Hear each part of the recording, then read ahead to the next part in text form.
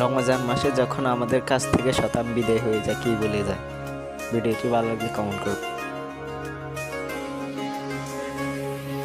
স্বপ্ন টানে দিলাম পাড়ি অচিন পথে আপন ছাড়ি।